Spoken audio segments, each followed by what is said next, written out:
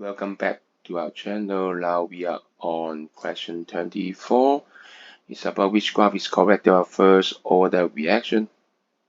Don't try to memorize it, it's impossible. So remember, okay, first order is the concentration by dt equals negative Kn, okay?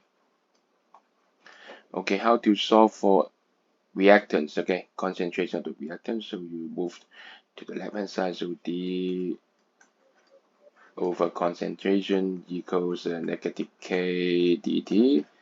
And you remember the standard step, okay, integration. This one becomes log, okay. Natural log equals negative kt plus a constant. So move the natural log to the right hand side becomes exponential.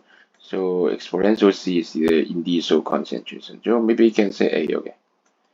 This A naught, okay, initial concentration as E minus kt. Exponential decay, so it's curve. So it should be A or D, okay, either. So B, no low, C, no low, okay.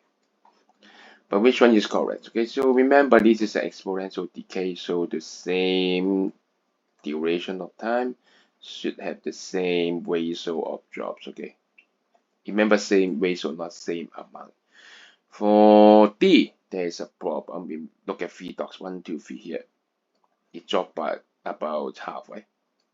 This is the ratio, nearly halfway.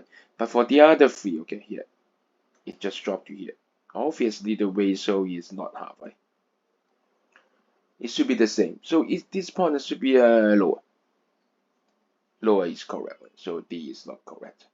And look at the A, they draw it correctly. Every dot is half, okay? See? Half. Next, a quarter. 1/8, 1/16. Each time is half.